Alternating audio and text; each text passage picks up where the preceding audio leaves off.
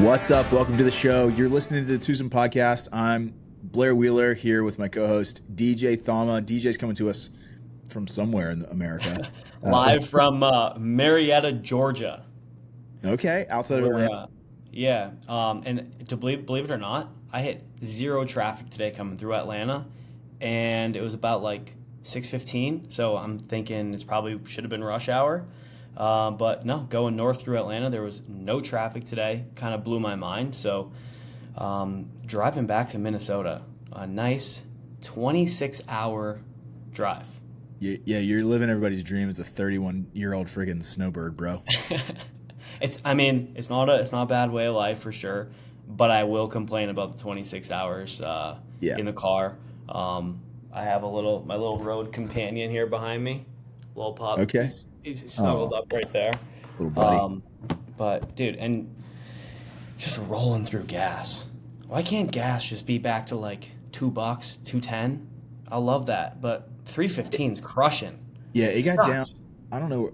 I don't know what it is like in Atlanta or like in Florida, but here it got down to like 260-ish a few weeks ago, which is fine. And then when I went to South Carolina, and South Carolina always has cheaper gas, it was like 245, like in February, and I was like, oh my god, like we're on the way. And then it's crazy how that adds up. So I'm pulling a little trailer. I think I stopped today 2 times. I'll have to do first thing in the morning, but yeah, I mean $70, and then I have 16 more hours to go. So like I'm racking my head.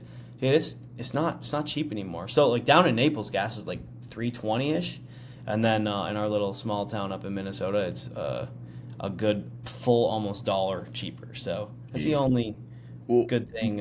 I saw a crazy map the other day, and this is not a politics podcast, nor will it ever be, even though I love politics, but I'm not going to go there. I don't want to alienate 50% of either side. And I was looking at this map, and it was talking about how not Alberta, but the other province in Canada wants to join the United States. Maybe it's Alberta. I think it's Alberta. They want to join the Saskatchewan, yes, but I think it's Alberta. Okay. They want to join the United States as the 51st state, and it was a map of all the oil fields starting, like it was the U.S., and obviously there's a ton in Texas going up through Oklahoma, and then there's a ton of untapped oil in like Wisconsin and Minnesota going up to Canada, and then it explodes in Canada. And I was like, that's why they want to join. They want to get out of the regulations and start drilling that oil. I was up in Whistler a couple months ago now, and the boys were out having some drinks for a bachelor party, and every now and again you have those Canadians that would come up to you and, dude, we'd love to join. We'd love to be 51st state, and then you'd say it to someone else, and they would not have it. So it's a very slippery slope. We won't go on the politics train, but if you want to nudge it every once in a while, cool with it. Yeah. I won't talk about it in public or in the public medium. I'll talk about it in private. Me and you can talk about it next time I see you. But so you're in Marietta, Georgia. We were just talking about this offline. Atlanta, Marietta is where the Mizuno headquarters is and where the foundry was. So I was just there a few weeks ago doing that foundry fit-in, which was insane. Looks so awesome. I mean, I'm full state-of-the-art everything, I would imagine. Yeah. It's similar. Like, I know you're a TaylorMade guy, so it's similar to the Kingdom. And I've never been to either Kingdom facility, the one in Georgia or the one in Carlsbad. But from my understanding, very similar to the Kingdom. Set it up for tour players. You know, all the guys' bags are there, like the putt view, all that stuff. Multiple bays to hit in. They had their robot there. They were actually testing next year's driver when I was there. Okay. So, and I don't even know if I should say that or if it was next year's driver. Who knows?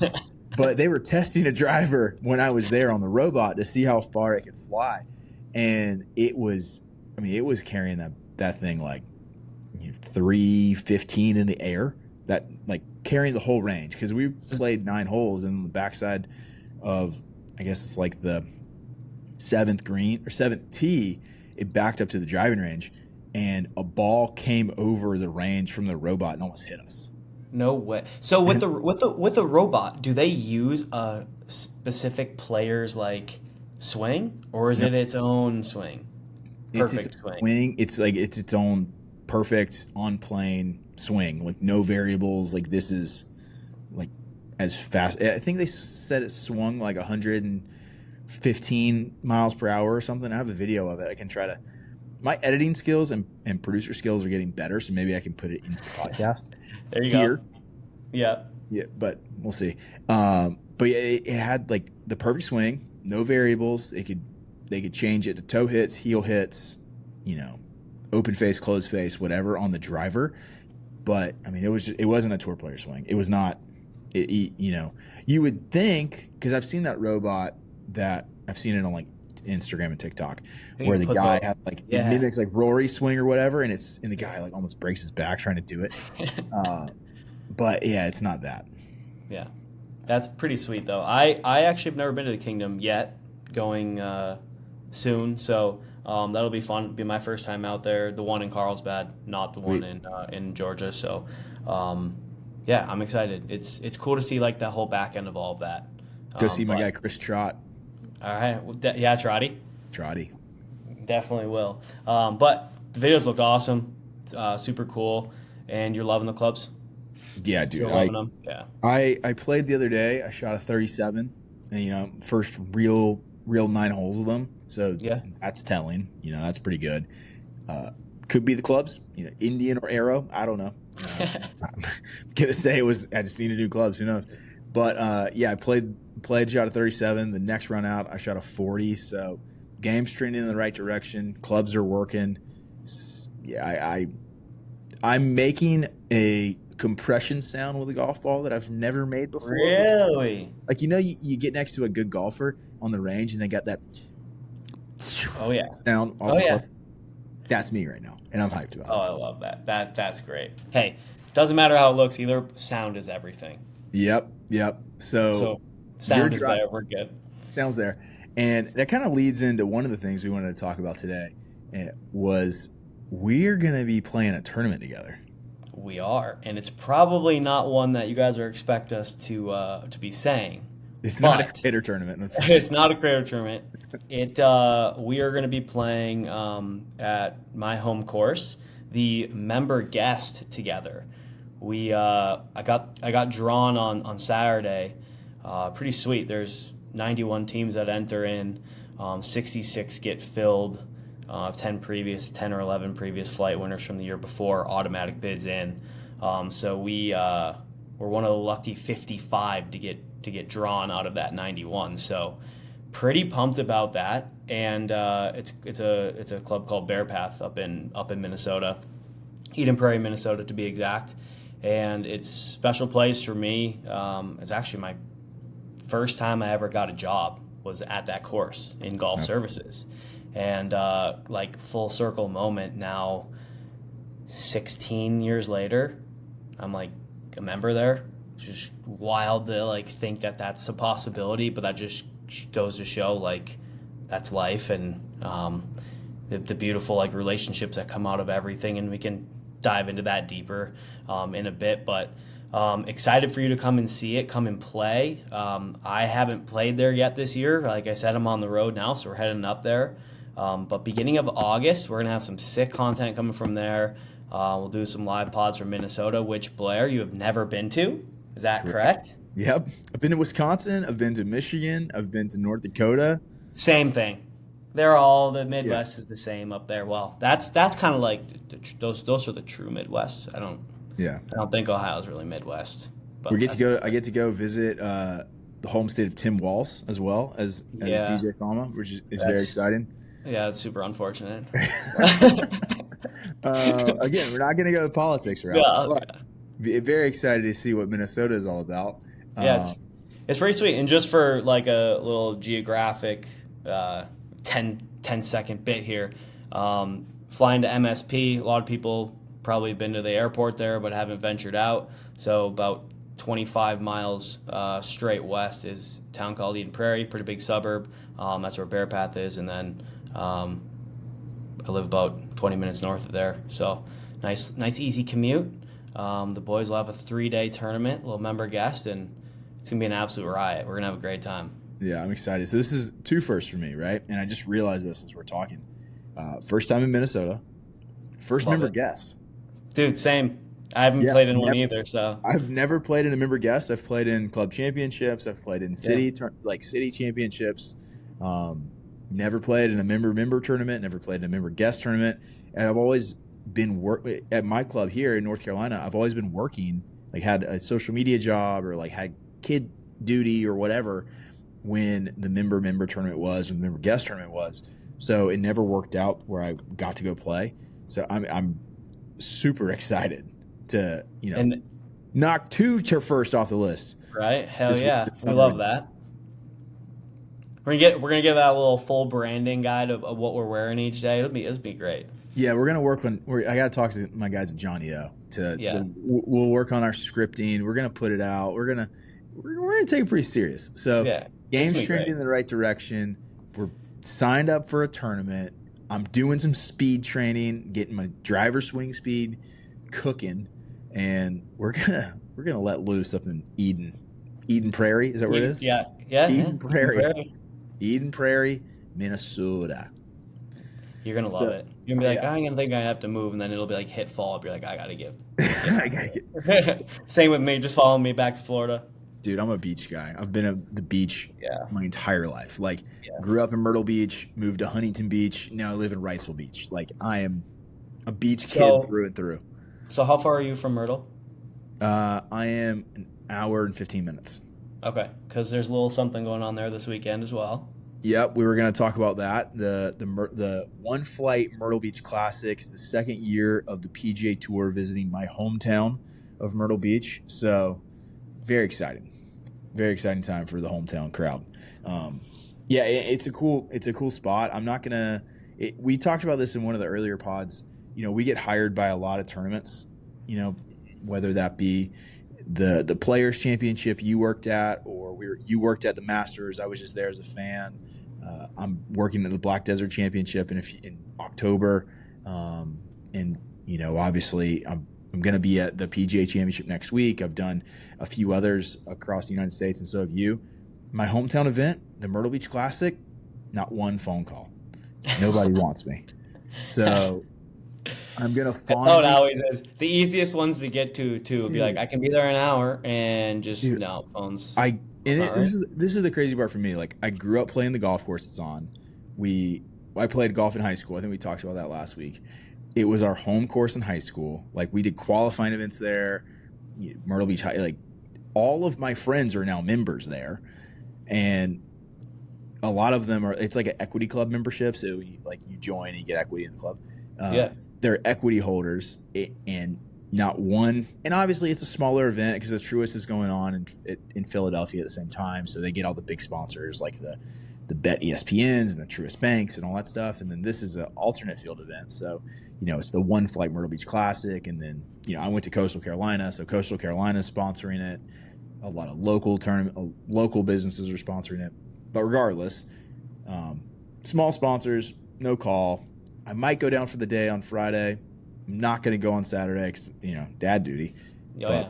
I'll be watching it fondly, watching to see who can bring home they give out I think a seersucker jacket or something in Myrtle Beach. I kind of like that. If you didn't know, Myrtle Beach is the home of the shag dance. I did not know that. Have you heard of the shag? I have not heard of the shag. You want to give us an example? No, I don't. I could, but I'm not going to. I'm not a good dancer. And it's the home of the shag, North Myrtle Beach specifically. A ton of shag clubs. That's what all the old people do. And I think they give out like a seersucker or jacket to the winner, which is pretty weird and fun. But yeah, Myrtle Beach. And one of the things I wanted to mention about the Myrtle Beach Classic this week is I get hit up all the time about where you should play in Myrtle Beach. Like, you get a ton of questions, I'm sure, about cooking, what are you making for dinner, or recipes, or where do you find your recipes. The one thing I get the most of is, where should I play golf in Myrtle Beach, and where should I play golf in Pinehurst? Apparently, that's what I'm known for. So, have you been to Myrtle Beach? I have not. So, Blair, where should I play? Well, the answer is, it depends on where you stay, right? Because Myrtle Beach... And isn't there an absurd amount of courses? Yeah, so the Myrtle Beach region kind of when you look at a map, it kind of spans from the southern part of North Carolina, like the Calabash area of North Carolina, to basically Georgetown, South Carolina. And as the crow flies, that's like almost 70 miles of coastline. And in that, maybe 65 miles, but in that 65 miles of coastline, when I was growing up, there was over 120 golf courses. Oh, wow.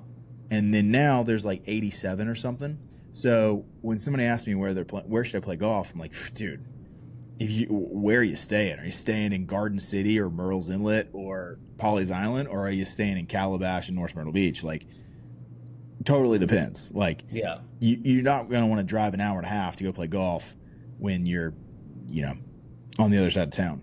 Mm-hmm. So there's a ton of great golf courses. I mean, obviously the Dunes Club is one of the best. It's one of the only really private courses there, but you can kind of get on through a loophole where you stay at like a certain hotel chain, because the people that own the hotel chain are members of the Dunes Club, so they kind of get ins there.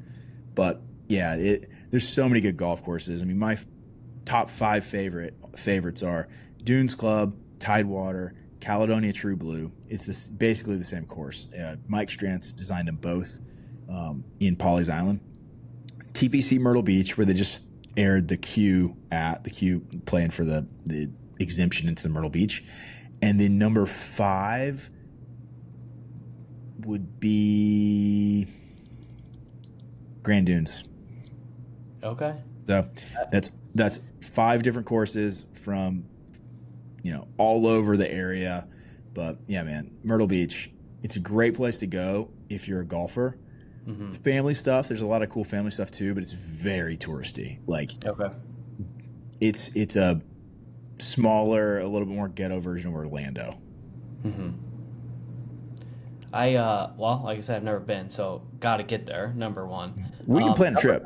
Yeah, absolutely. I think it's funny too, because like I obviously get those questions all the time that you alluded to earlier, like on the cooking side. But then I think it's so great too, because people like understand where our home is, right? Whether it's Naples or outside the Minneapolis suburbs. So you get people too like, hey man, where should I come and play here? It's like same thing. It's like, well, where are you staying? Because one part of Naples is way down here, and it take you during season an hour and 10 minutes to get all the way up here. So you're like, well, are you like technically on Marco Island? Because that is way far away than what you just said you want to go play in Fort Myers. Like, yeah, and those are like 2 outside cities of Naples. It's like, and then the problem with there is it's actually opposite of the stuff in Myrtle Beach, because everything down by me in Naples is private.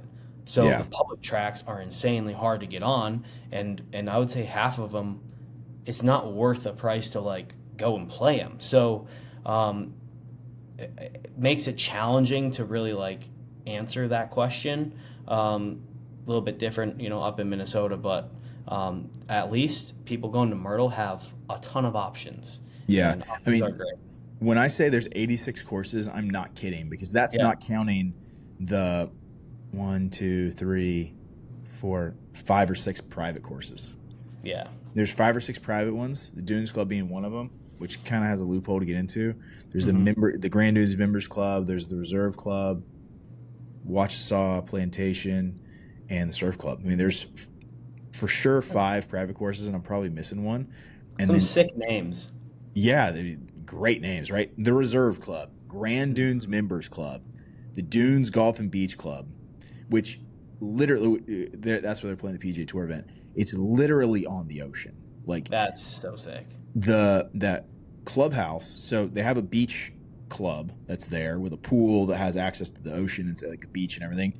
And there's a swash, like, which is for the people that are not beach people that are listening to the show. It's where the river or the estuary, right, or the lake feeds out into the water, or into the ocean. So there's a swash that separates, this private beach essentially from tourist areas, hotels, a pier, a fishing area, like all that stuff down the street, big public parking lot, all that kind of thing. And I mean, it's an amazing spot. One of the things you'll see if you watch the PGA Tour event this week is a ton of alligators. I'm actually wearing their hat right now, which is ironic, but their logo is an alligator, because they have something like 2,000 or 3,000 alligators that live on the property. and it is not uncommon for them to like swim out of the estuary like into the ocean, and you'll see them like while you're on the beach or while you're surfing and stuff. So yeah, the Dunes Club. And I should clarify, like, Myrtle Beach isn't ghetto. I say it like it's. I don't want to give my hometown a bad rap here. I need to backtrack a little bit. It's like, if Disney World is what you're comparing it to, I'm saying like it's a less nice version of like touristy Orlando area, you know? Mm-hmm. Yeah. Because it's very nice. There's stuff to do. Tons of stuff for the kids. My kids love going down there and going to like the NASCAR Speed Park and the Wonder Works, which is like a huge kids museum, and all the different things. So tons of stuff for kids, tons of stuff for families. There's a pop stroke there, Tiger Woods like putt sort of situation. We might have a business going on here. We might have turned into golf like travel agents. Dude, that's you can take that and run with it. I don't want to, but like I'll give you everything. Family versions. Yeah, you can have the entire IP for that, bud. But anyways, we don't want to talk about me today. We don't want to talk about Myrtle Beach, which is, that's where I'm from.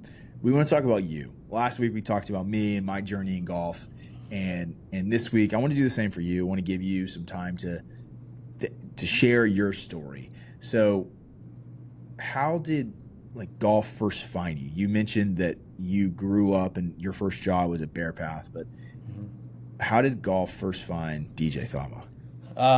So golf first found me through my dad, which I think is pretty common answer. But at the same time, definitely, very impactful. And he was a member at a course called Bent Creek, also in Eden Prairie.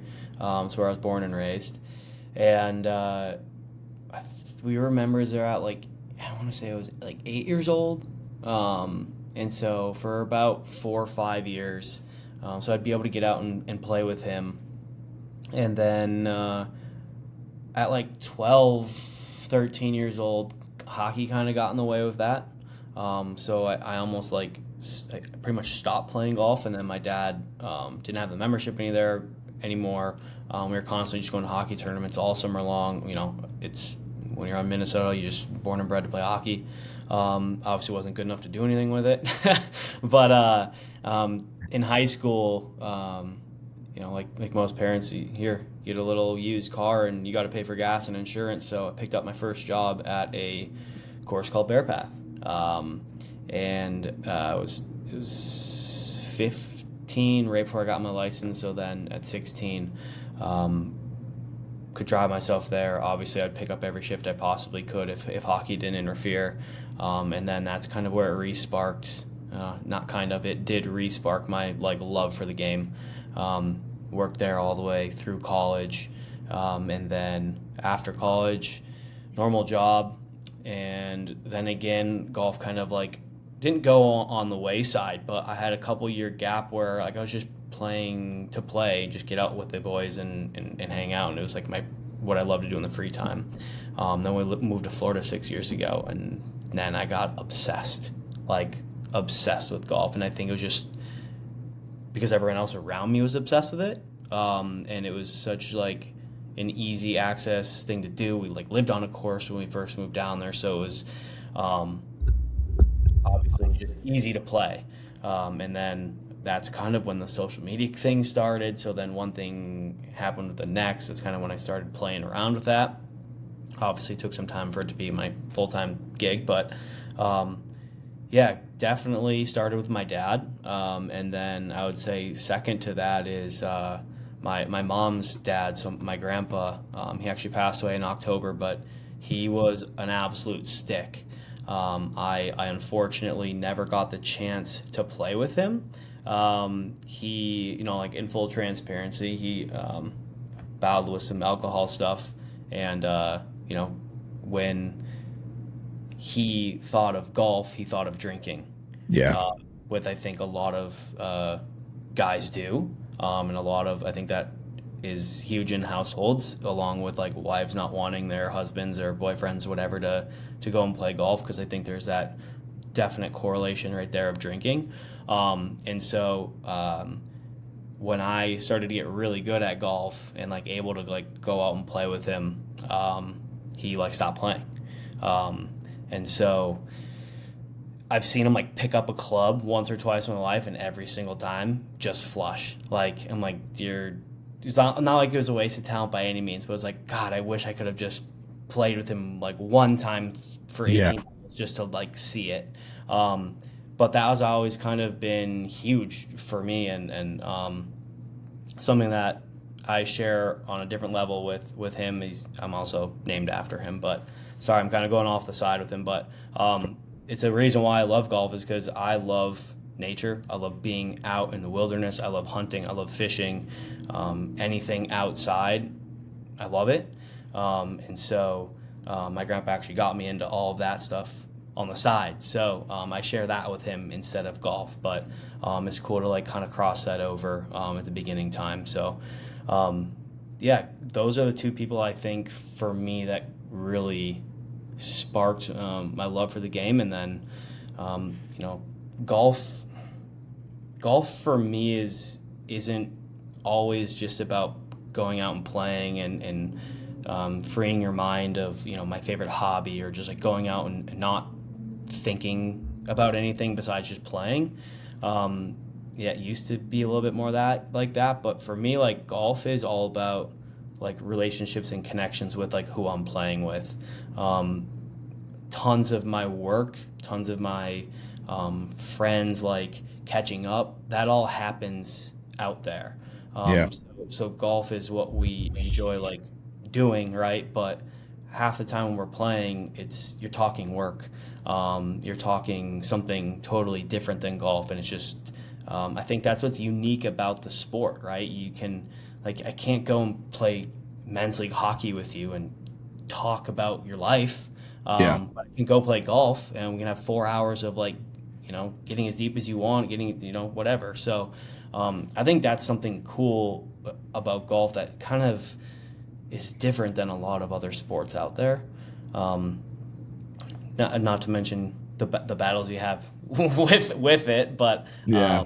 you know, Well, it's one thing that I think is really cool about golf is that not only is it a sport, but it's also an industry, and you can make careers in it, like you and I have, or you know, you can start a job in it. And you said one of your first job was at Bear Path. It's ironic, you know, my first job was at Build-A-Bear Workshop. I unloaded trucks on Tuesdays and Thursdays at 5 a.m. before I went to football practice. My second job was at Greg Norman's Australian Grill. And, you know, to this day, I have an aversion to wasabi because of Greg Norman's Australian Grill, because I was like 15. They hired me as like a food runner or whatever, and I had never had sushi before. And they told me that wasabi was like gum, and to take a big bite no. and like go run some food and make your breath smell better. I was like, oh yeah, sure. Like, sounds good.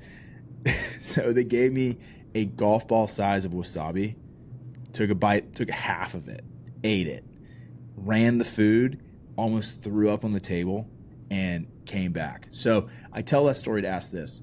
What is one of like either the funniest or most embarrassing or just best stories you have from your first job at Bear Path, first job in golf? I think I'm going to go the embarrassing route because so in Minnesota in the springtime, allergies are go nuts, right?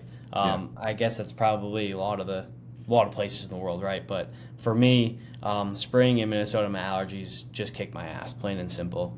And so whether you're 16 or you're 21, you're in college, it's springtime, allergies are coming up. I would have to wear sunglasses, like even if it was cloudy, that didn't matter. Like I'm wearing sunglasses because if I take them off, my eyes would get so red and crusty, it just looked like I was baked.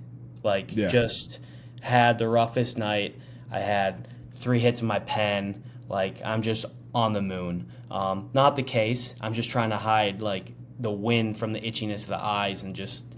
So I think embarrassing route would be that, but like it's out of my control. I was already on allergy medication, and it didn't. You know, Benadryl or whatever it was, or Zyrtec. But for me to do that stuff, like Zyrtec gives me instant nosebleeds. So like I have to like. Really? Yeah, so it was a slippery slope, but yeah, members would come on and be like, "Geez, rough," and every once in a while they'd be up, or like I would maybe forget them a day and be like, "Geez, rough night last night," like kind of joking, but at the same time, like, "Oh shit," like I'm self conscious about that too. Like I did look like so sometimes maybe it was a cover, but no, it was that would probably be the worst thing.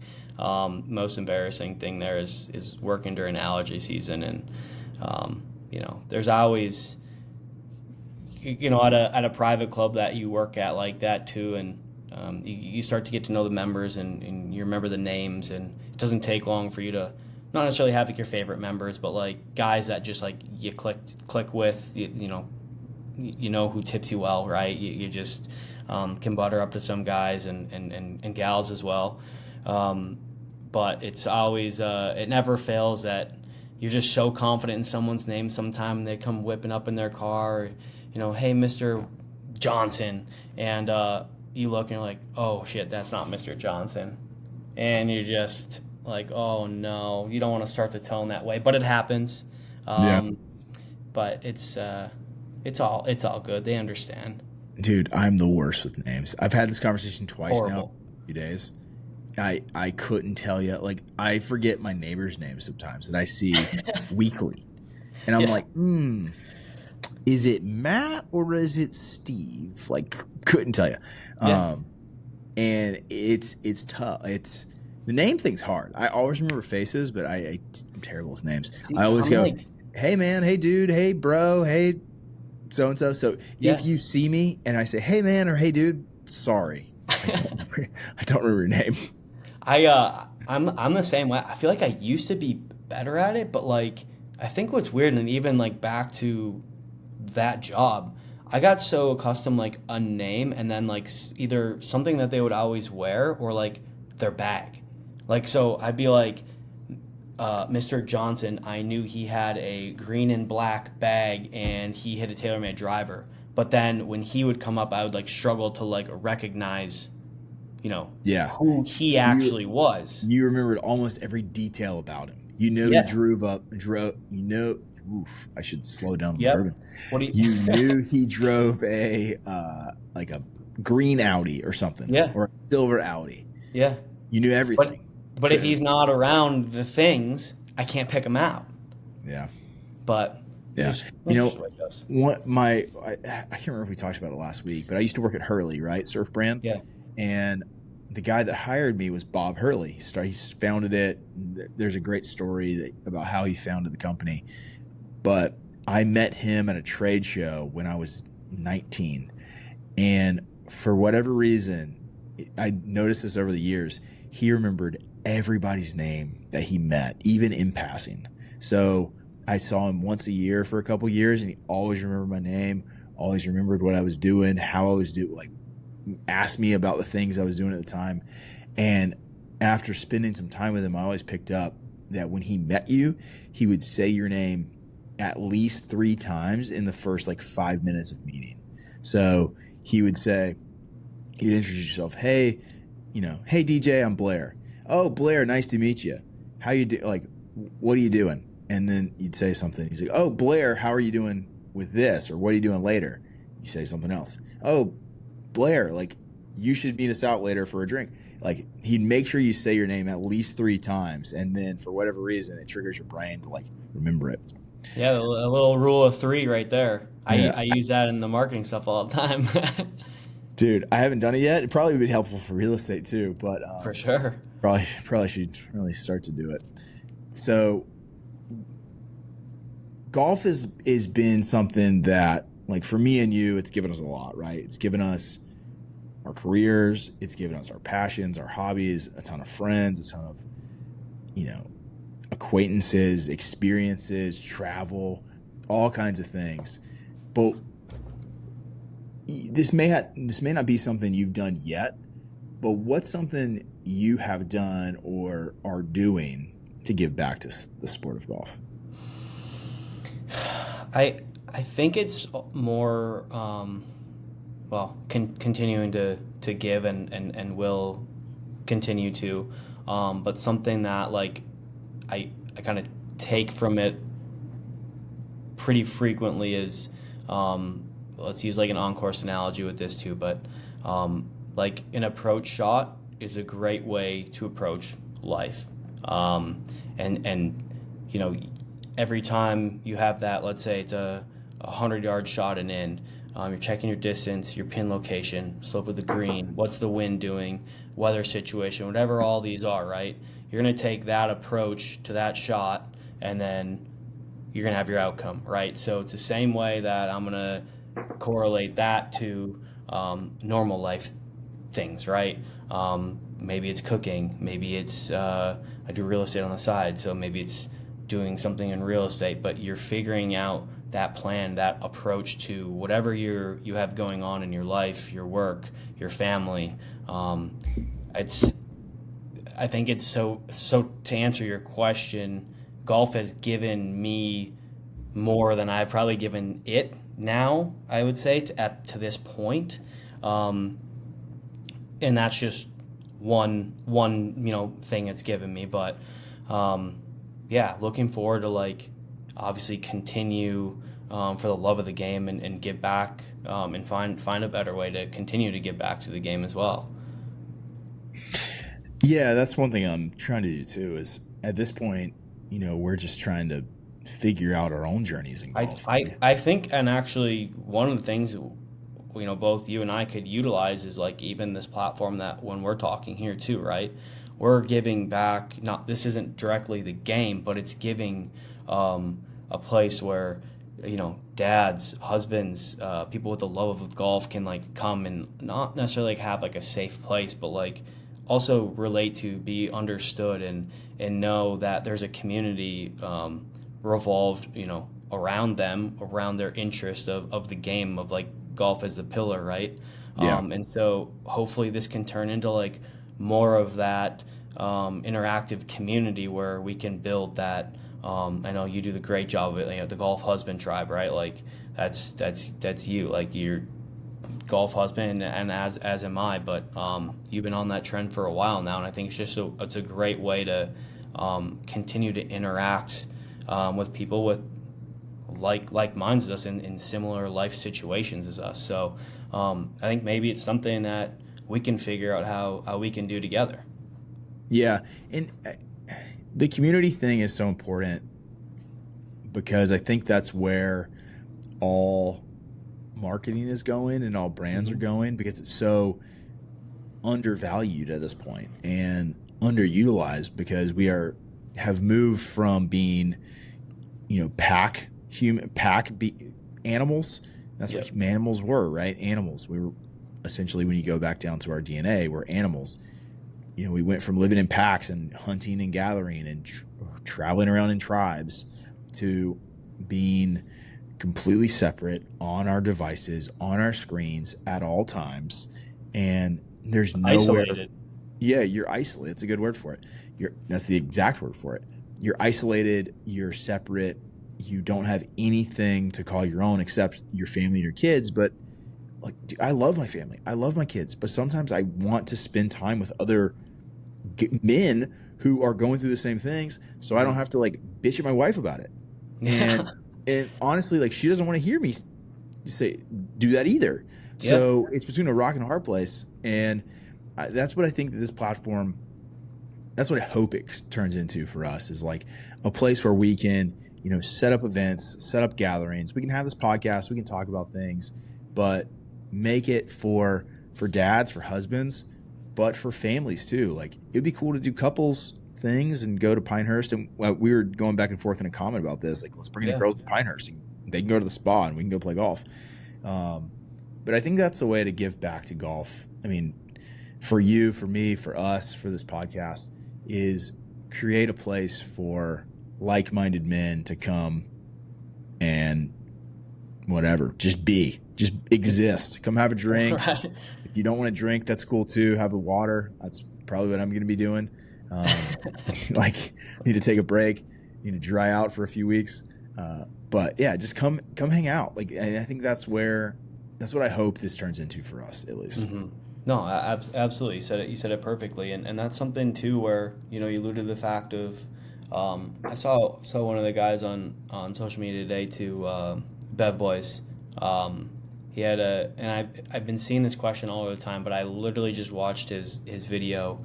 It was in his story right before we got on this, so that's why it's fresh in my mind. But someone had asked like, how this is more on the content side of things, but how does one just start to create content? And you mentioned this stuff about brands earlier, like going into like kind of that family style of stuff, and just like that marketing deal where it's different than just come watch me play a hole of golf. To be honest, no one wants to see me just like watch me play a hole of golf. That's not what they're interested in. My community wants something that they're getting value from, right? Yeah. You're watching it not to watch me play golf. Like they like the lifestyle part of things. They love the family aspect. They love that. So that community aspect is so massive. So I think, and I've been getting in the DMs all the time. That's why I'm saying this on here too, is you have to create for your community and not just for yourself because you think you look good in the video. Because you are in fact the last person they care about looking good. They just want they crave that entertainment value, and if you're just doing the same thing that everyone else does, it becomes irrelevant. And that goes with the same thing of there are tons of communities out there. There are tons of things going on for golf dads, golf husbands, but like I want this community to be different, and we can potentially give back in a different way. So kind of coming full circle and bringing all of those things together. But man, that's why we love golf, right? Yeah, that's one of the crazy things about this sport, right? Because you mentioned it, like you don't do this in hockey. Like you're not going out and having 4 hours with your buddies on the rink, on skating around, shooting a puck and talking about life, or talking about what's going on, talking about work, talking about family. You're not doing that. Like you're out of breath. Same with pickup basketball, same with flag football, same with dude. Like guys in my gym play softball. Like none of that is the same. Even tennis. Like tennis is the closest comparison. For sure. Country club sport, you go out, you play in your time, you go do it, whatever. It's a great workout. I'm just starting to really get into tennis. I love it. I'm terrible, but I love it. and it's the similar to golf, right?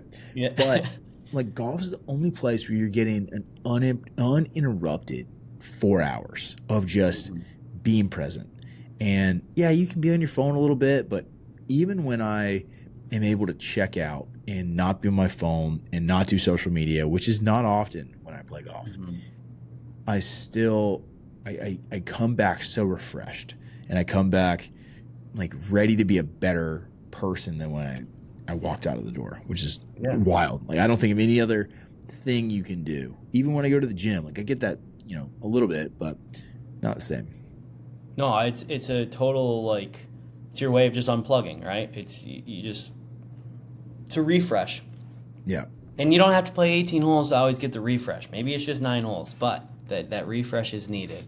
Well, we talked about it at the start of the podcast. Like, I can't remember the last time I played 18 holes. It might have been. I can. It was 2 months ago in Detroit. Like I played on a Sunday for a thing for a tournament up there. I played 18 holes, and I probably won't play 18 holes again until I see you in August. I don't know. I don't have a plan to. But, I can sneak out and play 9 holes. Like 2 hours is a little different than 4 hours. For sure. That leads me to another question. What's the perfect amount of golf holes? Is it 9? Is it 12? Is it 18? 36? 72? Like, what's that look like? Okay. Can I break this up into 2? Sure. Okay, so for the way like my life and family and timing is now, the best number is 14. I think 14 is great. Now, if I didn't have kids, I love 18, but give me 27. But like 27 is fantastic. Now, if I don't have a wife or kids, feed me 36. But like I'm out there like I don't ever want it to stop. And I think a lot of people are probably in that situation too, where you're either like, all right, by hole 14, you're packing up, you're done, I'm over it. Maybe you've had too much to drink. It's usually when that kicks in as well. But it's like that hole 14 is the perfect like kicker.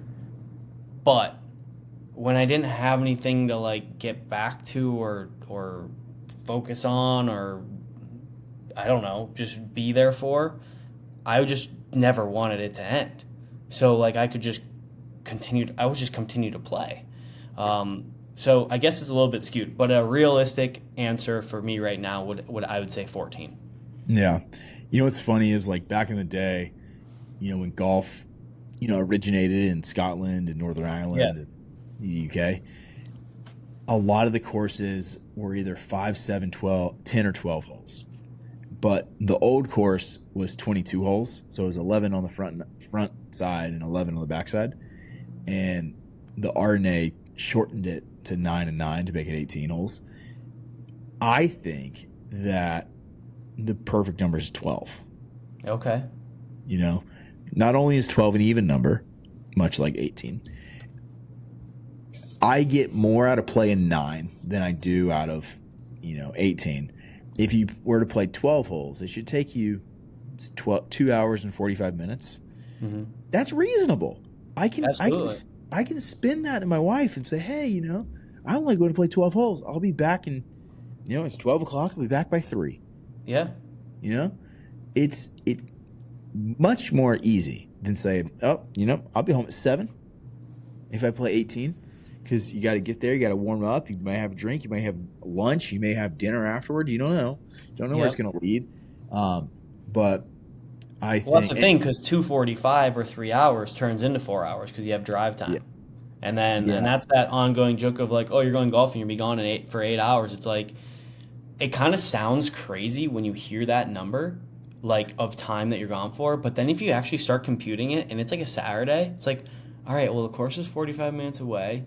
You're going to play for 4 hours at public track. Maybe you're playing for 5 hours. So now we're already at 6.5. We haven't even gotten lunch or driven home yet. Yeah. So yeah, it is 8 hours, which is absurd that is half of your day. Yeah. And, Jack Nicklaus is like famous. Well, he's famous for a lot of things. But one of the things is advocating for 12-hole golf courses, I guess is the best way to put it. He's famous for advocating for 12-hole golf courses. And his argument's the same thing. Makes it more accessible, makes it more time friendly, and probably shortens up the golf course to make it a little bit more eco-friendly too. For sure. Absolutely. One would think. I'm not a greenskeeper. I can barely keep my lawn alive, but one would think, having less grass to mow and water would be a good thing. You just scared me so much because now I haven't seen my yard since end of October. Wow. November. So like I see it from the front camera and grass goes dormant up north, but like I just realized I have to now do all of that for the summer. I'm not so what happens? Like you move for a few months. You got a ring camera so you see what's going on. I'm assuming your family, your friends are like driving by and checking on the property. But like when you get there, you got to spend like a whole day like setting up the house, like moving back in. Oh yeah. And like yesterday, we took the whole day like packing all of our stuff up and leaving and uprooting everything. Wife and baby got on the flight this morning, and then I just started driving. And then obviously it's 2 wasted days for me to drive. And then when you get there, it's another wasted day of like unpacking, but you're like getting reset. So you're kind of losing out on like 4 days of life each time you go back and forth. Dude, when we moved into our house, it was like we packed up for like a week in our townhouse, right? And then we moved in here, and you constantly just accumulate stuff. And I just can't imagine packing up all the stuff. Oh, the kid stuff is the worst. And the kids all stuff, the toys. Oh man. And your daughter's what, 18 months, 19 months? Yeah, so we don't have like and only one of them. So I can't imagine your situation where you have three. Dude, it'd be impossible. Impossible with 3 kids because, we have our son's dinosaurs and freaking Hulk and Spider-Man and lightsabers and guns and all that stuff. And then we have the Barbie dream house and all the Barbies and all the dress-up freaking princess outfits and all the books and the lovey toys. We always say, oh, it's so easy. We just bring our clothes and some toys. Well, okay, but the line of work we're in, that you and I, we get a lot of packages, which is fantastic. Dude, we get like the coolest stuff. Okay, now my wife is in the same industry, different, not golf, but she does the same thing. So now imagine what we get, she gets. And then they all want to send the baby things. So now we're getting triple. And then it's like, we literally came down to Florida. We have a little trailer with like 8 bins of like clothes, 2 bins of like toys, and just golf clubs. We came home, that trailer is so full of things. I had to go buy like 15 more bins. We have like 25 bins in the back of this trailer. The Jeep is like packed up. Yeah, we went from 8. In one season, you went from 8 bins to 25. 10 to 25, yeah. You went up. I'm not a math person. I'm from Myrtle Beach. You went up by 15. Yeah. I was going to try to do percentages in my head, but I was like, I stopped myself. I was like, no, Blair. But it's just accumulation. And here's the other thing, too, like the cooking stuff, too. It's like, oh, here's a new coffee machine from Keurig or whatever. It's just like, what am I going to do? This thing's huge. Like, and like not the small one, like the big one. I'm like, I don't want to leave it like down here. If you get a Breville, if you get like a nice espresso machine, and send it to North Carolina. Just reroute that. Like if they still trying to get my hands on one of those. Yeah, just send that one up here to Myrtle Beach, Wilmington area. I don't know how much longer we'll be able to like. I mean, kid number 2 eventually will change that a little bit. So we'll be spending much more time in Florida, but still like come back for I don't know, just like kind of trips in the summer, I guess, to Minnesota. Yeah. A couple weeks here and there. Yeah, but not like a 7-month, 5-month thing. I think that's going to get a little hard. Well, especially with school and everything, right? But dude, with school changes everything, right? Because our kids, we had like a nanny situation for a while before they started preschool. But once they started preschool, like you want them to be, they start making friends and they want to see their friends every day and they want to go to school. Yeah. And I hope they continue to want to go to school. But it's not a fight to get them to go. It's a fight to get them to leave sometimes. So when you get into that kind of realm, kind of feel bad taking like I feel bad taking my kids out of school to go do stuff with me. Like if I go get my son early some days to go play golf or go like do whatever, he's like, Dad, I don't want to leave. Like we're about to go on the playground. Like, okay, sorry, dude. Like we gotta go. I already checked you out. So it gets tough when you kids get in school and then second kid arrives because then the adds quadruple the things. Yeah. And just the added, not just the stuff, but the added mental load of having to deal with a fourth human in the family. I'm on the train right now where like obviously it'd be cool to have a boy and a girl. I think I just want another girl to be easy because I already know what I'm doing. We already have all the things. I'm a good girl dad. I can confidently say that. I think it's just easiest if we have another girl. Have you painted your fingernails yet? I have not. How do you feel about that? I mean, I'd prefer not to, but hey, if it makes you happy. It's going to be funny because it's going to be one day where I'm like, it happens or whatever, and then I get a last minute call for a tea time, and all of a sudden I show up and I got red fingernails, and then that's going to be a story for like, oh boy. Yeah, here we go, DJ. Here we go, yeah. Yeah, so my daughter hasn't wanted to paint my fingernails yet, but she's just getting into like painting her fingernails and makeup and all that kind of stuff. I'm like, whew. But I will say, like having the dichotomy and like seeing the differences in boys and girls is cool. Mm-hmm. Like, my daughter loves me. She wants to like hang out. She wants to like me to hold her hand, and like it warms my heart what she wants. Like, and she is She can be the sweetest little girl. She can also be like, Right. and, like scary. And I'm like, whoa, girl. But she's awesome. My son is the same, right? The sweetest kid. He wants to hang out. Dad, can you come play with me? Dad, can you come play soccer? Dad, can you come play golf? Dad, will you play dinosaurs with me? My daughter doesn't ask me to play Barbies or anything, which is fine. I don't, whatever. But he's asking me to play all this stuff with him. And I think about it. I'm like, dude, I would love to, because as a kid, like, I love doing this stuff. I loved playing Star Wars. Do I want to shoot Nerf guns at each other? Hell yeah, buddy. Yeah. Like, I want to have a Nerf gun. Oh, yeah. So, like, as much as you think you might want to just be a girl dad, like, I think you're gonna want a son. Like, don't rule it out. I know you can't pick. You'll be happy with whatever you get, but yeah, having both is awesome. Yeah. No, it's gonna be.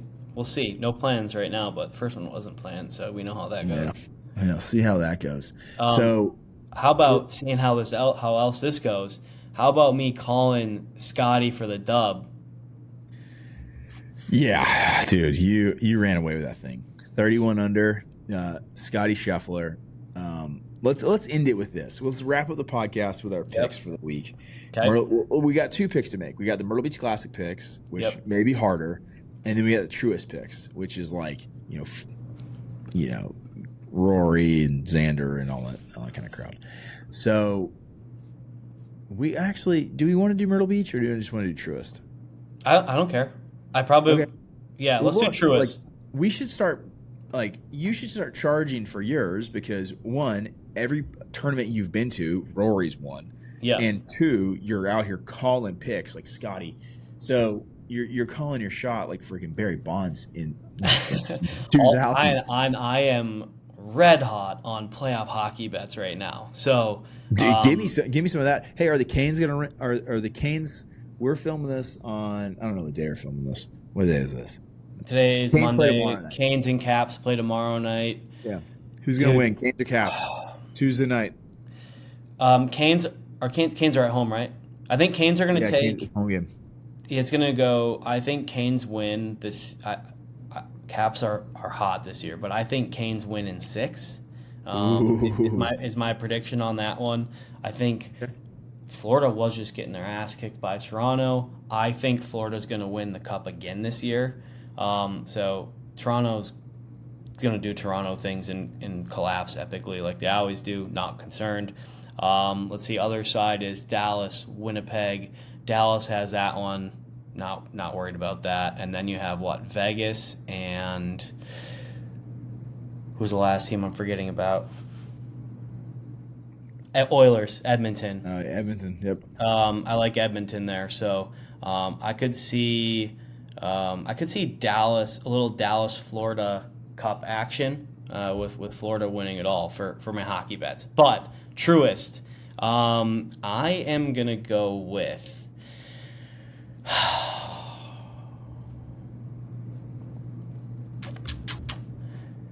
I'm going to go with something a little bit different, and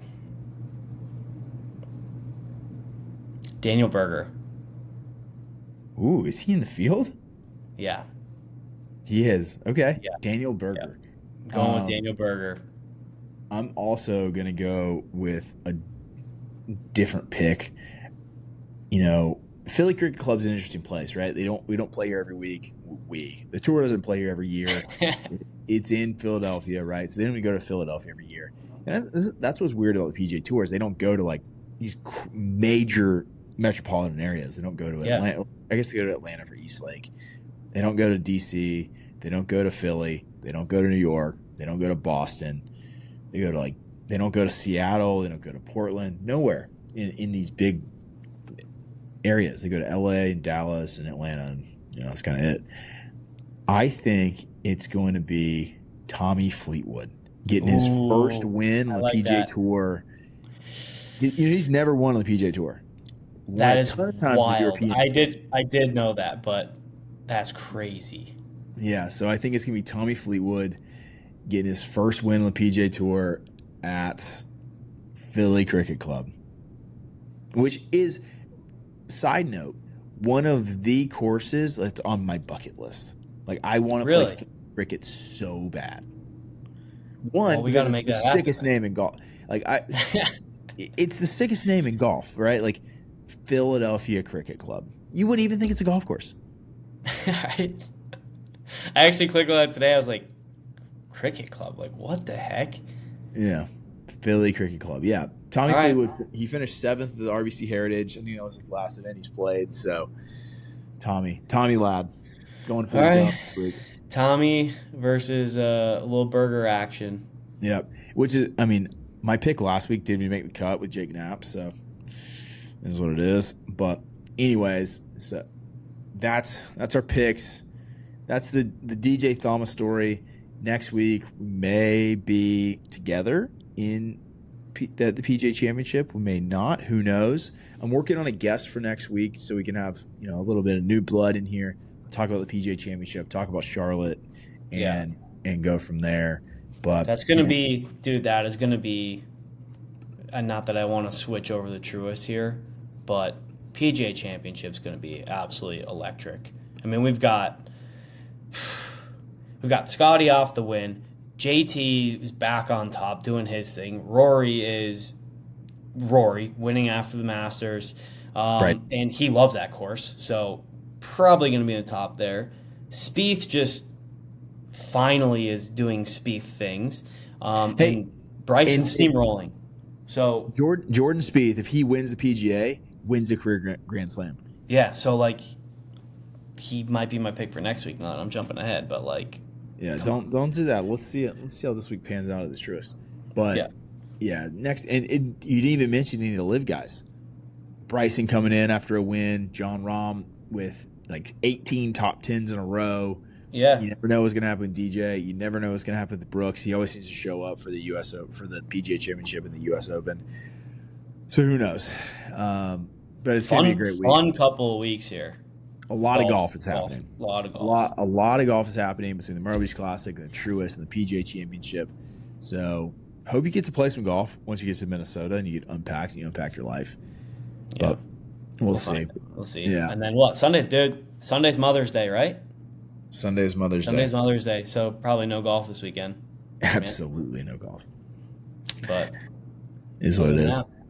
Thank you guys for listening. We appreciate it. You'll get to know us more and more each week. But that was a little background on myself. Blair, appreciate it. Thanks for everything. Yeah. Thank you, DJ. Thank you for continuing to go down this road with me, be on this journey with me. Thank you guys for listening. Make sure you like, follow, subscribe, share, rate the show a 5-star on iTunes, leave it a 5-star review and a comment on Spotify. Helps with us in the algorithm, helps us get it going and get this thing rocking and rolling. So we appreciate you guys. Thanks for listening.